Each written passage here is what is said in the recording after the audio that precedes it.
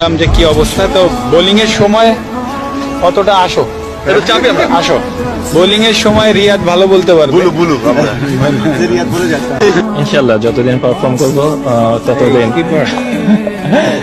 My skipper always my leader my cap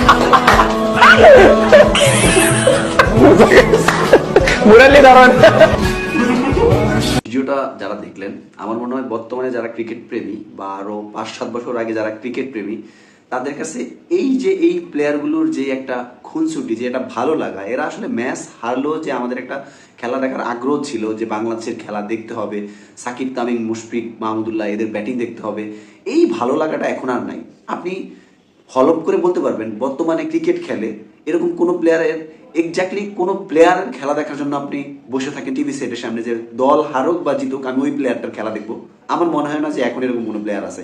but আমাদের সময় বা আমাদের আগের যেই সময়, তারাও, তাদের থেকে শুরু করে আমরা পর্যন্ত, আমরা কিন্তু সাকিব, মাশরাফি, মুশফিকুর রহিম, তামিম ইকবাল এদের খেলা দেখার জন্য কিন্তু বসে থাকতাম। আমরা জানতাম, কারণ তখন বাংলাদেশ দল হিসেবে অনেক ছোট ছিল।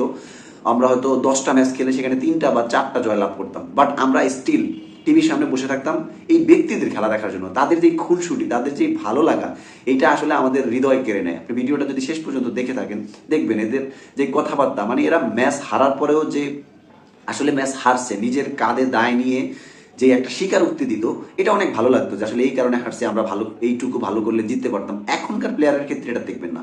এখনকার প্লেয়ারের ক্ষেত্রে আপনি যেটা দেখবেন, হিংসুটে মেজাজ, হিংসুটে কথাবার্তা, আরেকজনকে নিজে ভালো না খেলে আরেকজনের উপর দোষ চাপিয়ে দেওয়া এবং আরেকজনকে ছোট করে কথা বলা। আপনি যদি এদেরকে মিস করে থাকেন অবশ্যই কমেন্ট সেকশনে জানাবেন, এবং স্পেশালি কাকে মিস করেন তাকে একটু মেনশন করে দিয়ে থাকবেন। সবাই ভালো থাকবেন।